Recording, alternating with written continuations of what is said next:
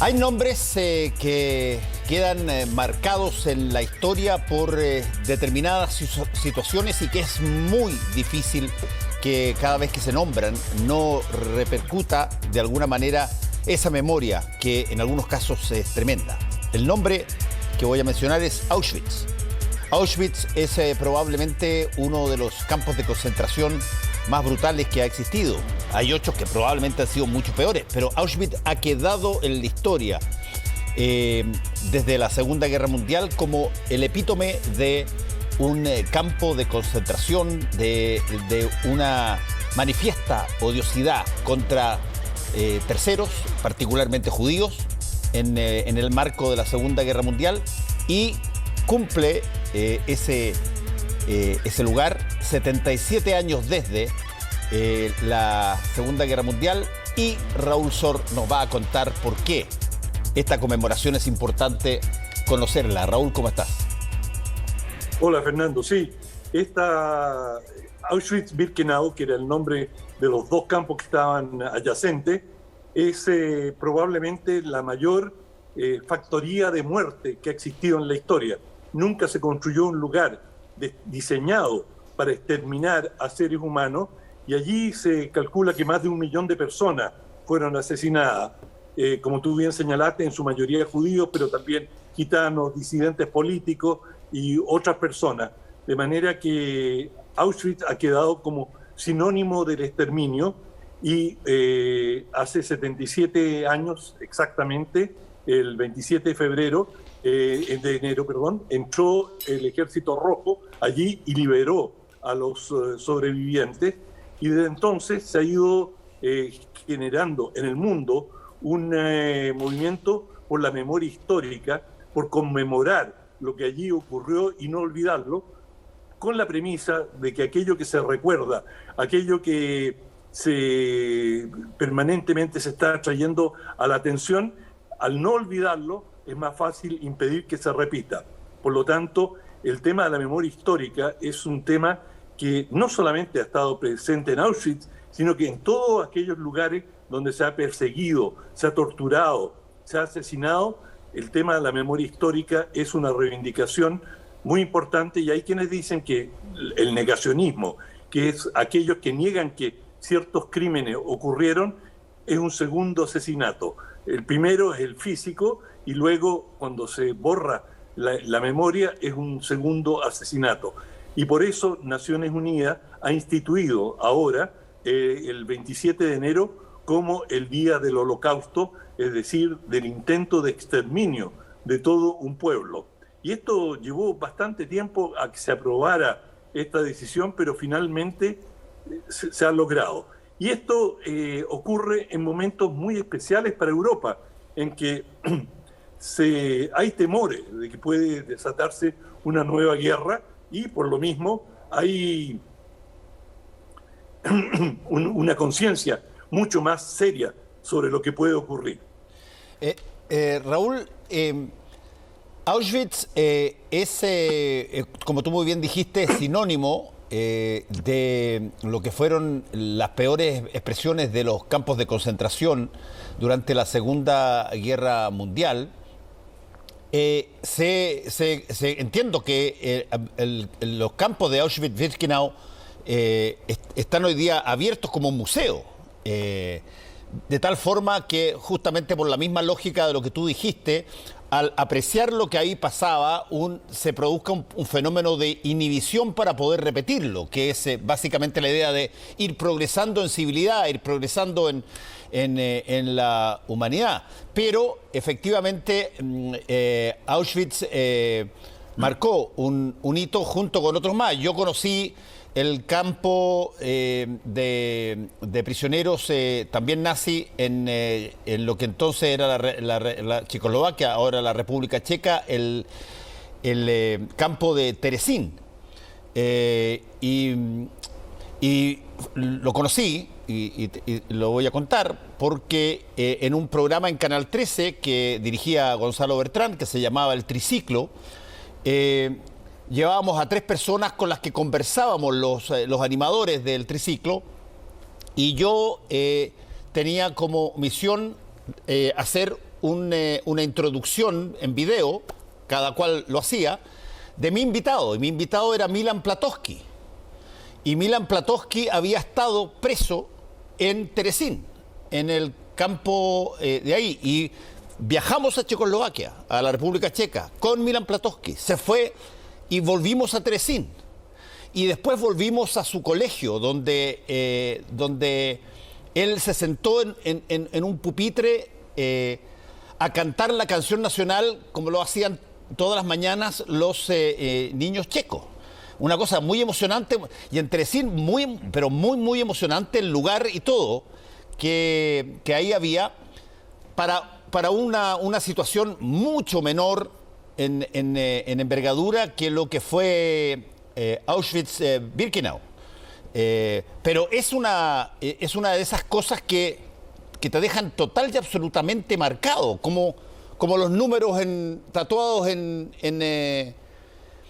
el antebrazo de las personas que eran en ese entonces un número, y yo había llegado mucha gente a hablar, y muchos de ellos con números tatuados, exprisioneros. Claro, era parte del proceso de despersonalizar a las personas que llegaban ahí, quitarles el nombre y referirlos solamente por un número, raparlos y quitarle todo rasgo de individualidad.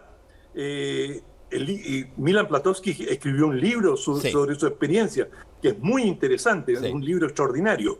Y su experiencia realmente es muy conmovedora. Y bueno, justo 3 años antes, en las proximidades de Berlín, en un pequeño laguito muy bonito, ubicación, llamado Wannsee, allí se celebró una conferencia del partido nazi con altos burócratas del Estado alemán nazi, y allí decidieron la solución, lo que llamaron la solución final, es decir, proceder al exterminio de la población judía en Alemania y en todos los territorios que los nazis habían ido ocupando, y eso incluía ya una buena parte de Rusia, Ucrania y una serie, por supuesto, de los países de Europa Central, y especialmente Hungría y Checoslovaquia, comenzaron a evacuar a la población judía que hasta ese momento había sido aglutinada en ciertos barrios que se les denominó gueto, el más famoso de ellos el gueto de Varsovia, y desde allí fueron trasladados en ferrocarriles a los campos, no de concentración, sino que directamente de exterminio, porque Auschwitz fue un campo de exterminio. Habían campos de concentración donde, digamos, también se torturaba, también se maltrataba a los presos, pero no estaban directamente destinados al exterminio, sino que en muchos casos tenían fábricas adyacentes, y allí se hacía trabajar a todos los prisioneros, indistinto de su origen, como trabajadores esclavos, con una forma de exterminarlos era darles raciones de comida tan mínima que la gente moría en definitiva de inanición. Sí. Desde el punto de vista de la enseñanza histórica, Raúl, bueno, no cabe la menor duda de que Alemania se ha hecho desde hace muchísimo tiempo cargo del peso de esta historia. En ese sentido, no hay que andar apuntándolos con el dedo, digamos. Ellos se han hecho cargo bastante, en forma muy completa de su propia historia. Pero ¿qué tanto sientes tú que una situación como esta, en términos de, no estoy hablando de un país, sino que estoy hablando de una conflagración eventualmente mundial, se puedan repetir situaciones como esta? Hoy día, donde estamos todos conectados, donde sabemos prácticamente instantáneamente lo que sucede, a diferencia de lo que ocurría en la Segunda Guerra Mundial. No, cuando hay conflicto, cuando hay guerra, la información deja de fluir, incluso en la era del Internet se cortan las líneas de comunicación y nosotros no sabemos lo que pasa en regiones de China, de Rusia e incluso de Estados Unidos. Es decir, si hay cárceles, lo que llamaban estos agujeros negros, donde llevaban prisioneros, si un Estado quiere ocultar, incluso hoy día, si se lo propone y lo hace metódicamente, puede ocultar en gran medida, a lo mejor no un exterminio de esa envergadura, pero sí puede hacer en secreto una serie de barbaridades si se lo propone. Sí, ahora,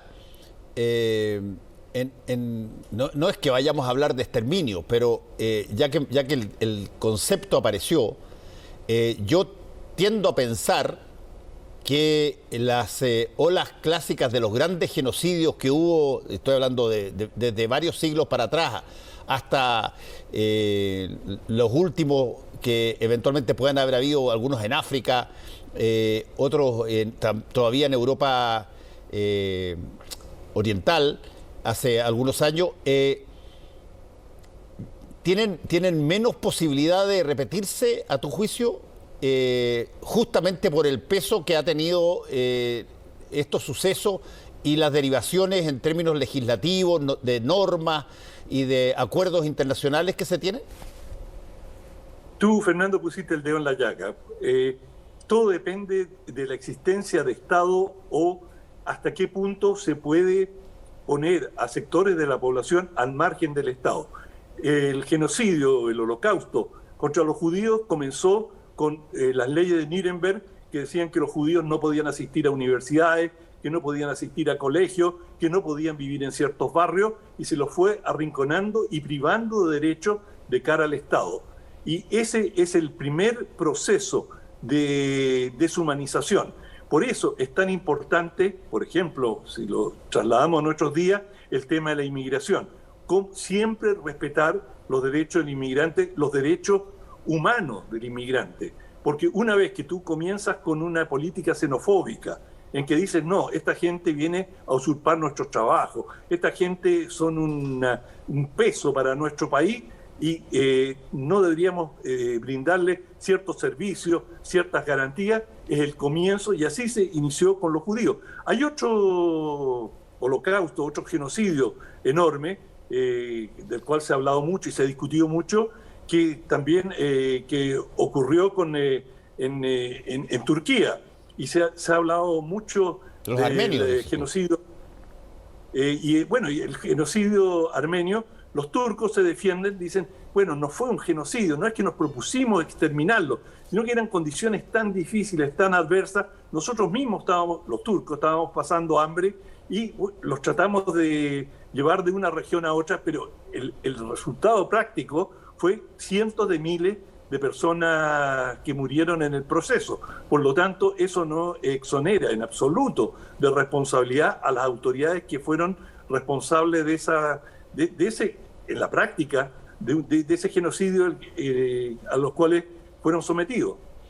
Sí, bueno, aquí no estamos hablando de otras cosas que han pasado, por ejemplo, en términos de, por ejemplo, en África, de situaciones que tienen envergaduras no tan gigantescas como países, pero sí grandes confrontaciones tribales.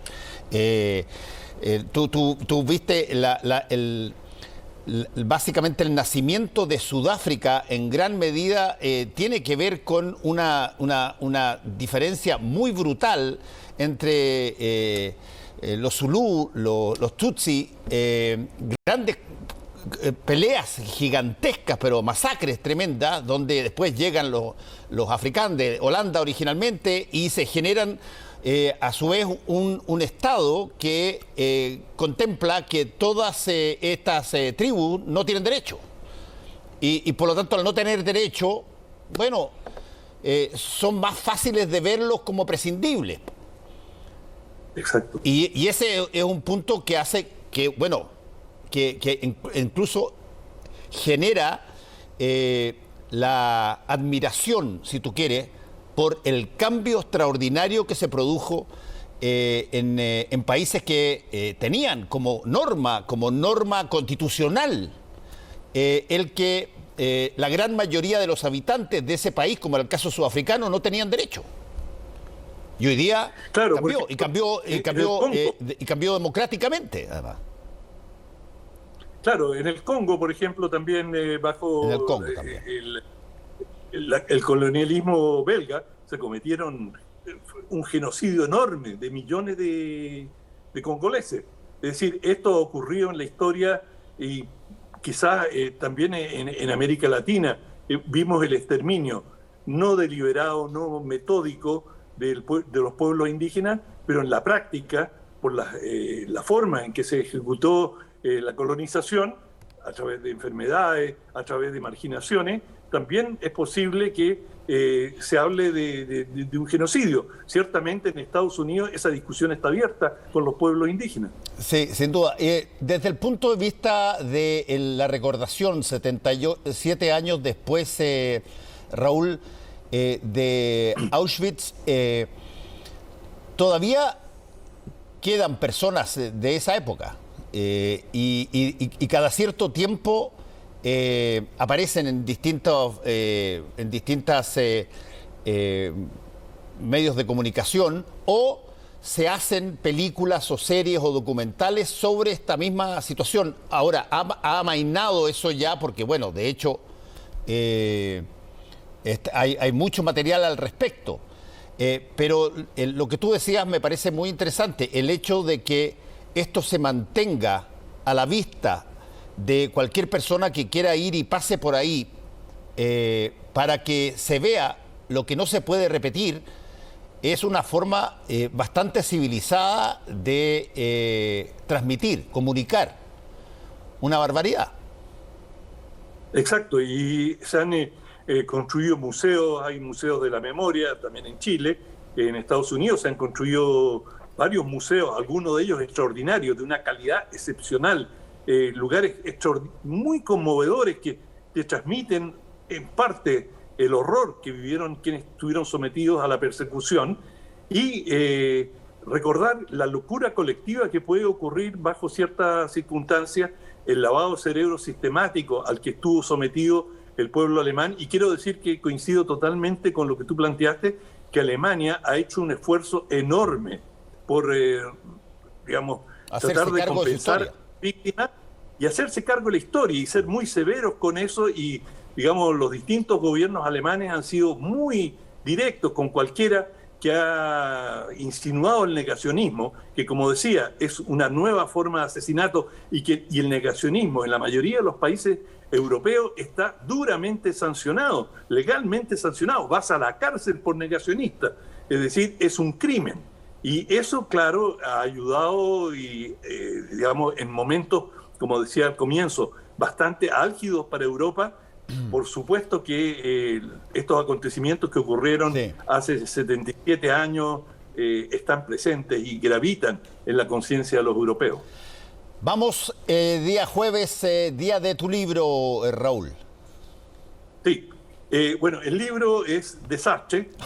Pero, o sea, qué amoroso. Yo dije, ahora justo pone un libro que compensa un poco el desastre del Auschwitz. No, el libro se llama Desastre. Sí, pero es otro tipo de desastre. De Niall Ferguson. Y es un libro, bueno, son 600 páginas, más de 600 páginas, muy bien escrito, muy ameno. Es que Niall Ferguson escribe muy bien, muy bien. Exactamente. Y bueno, como muchos historiadores ingleses, y él él va a las condiciones en que ocurren los distintos desastres. Hace sobre todo el capítulo que a mí más me gustó es el capítulo sobre la peste, y hace como te dijera, un enfoque muy completo, es decir, la superstición.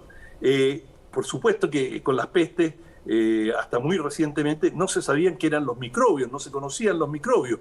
Entonces, si no sabías eso y la muerte rondaba, y tiene un capítulo sobre la muerte y el impacto que tiene la muerte sobre los humanos, es decir, cómo eso estimula nuestra imaginación, cómo buscamos a quién culpar. Y digamos, claro, el culpable principal siempre eran las ratas, las pulgas, pero no se sabía realmente cuál era la causa. Entonces se decía, hay que quemar azufre, y finalmente había mucha gente que tenía una interpretación religiosa de lo que estaba ocurriendo, y es porque hemos pecado, es un castigo de Dios en distintas denominaciones religiosas. Por lo tanto, Ferguson entra en todas las variables humanas, por cierto, la economía, y cómo las sociedades comienzan a ser impactadas o son impactadas por el desastre, más que concentrarse en el desastre mismo. Es un libro, pero tan acucioso, tan investigado, la cantidad de referencias, de anécdotas, es una cantera que al que le interese estos temas, me imagino que mucha gente no va a querer leer sobre campos de concentración y otros no querrán leer sobre desastre. Entiendo lo que tú decías. No, pero lo mío era una broma, pero lo que te quería preguntar es, cuando Neil Ferguson habla de desastre, ¿de qué desastres estamos hablando? ¿Cuáles son los desastres que motivan, por ejemplo, el dedicarle páginas a eso? En el curso me imagino, de un periodo de tiempo de la vida humana, digamos. Sí, claro, desastres naturales, terremotos, inundaciones, las plagas. Las plagas es quizá uno de los más importantes, pero digamos muchos capítulos están dedicados a las reacciones, es decir, los humanos frente a la muerte. ¿Y qué nos provoca eso y cómo altera las condiciones de una sociedad cuando se ve amenazada por algo que no entiende? Y tiene que, digamos, el instinto es aislarse, pero la gran mayoría no se puede aislar, y cómo, digamos, los desórdenes, las agresiones, cómo se transcurre la vida de las sociedades que está rodeada por una variedad enorme de desastres. Digo desastre porque él no le pone la S al final. Sí. Bueno, ese es el libro que tenemos para promocionar en esta semana. Muchas gracias, Raúl, que te vaya muy bien. No lo recomiendo para las vacaciones, lean una cosa más suavecita. Más light. Muchas gracias, Raúl, que te vaya bien. Chao, bien. Chao. Hacemos una pausa y volvemos.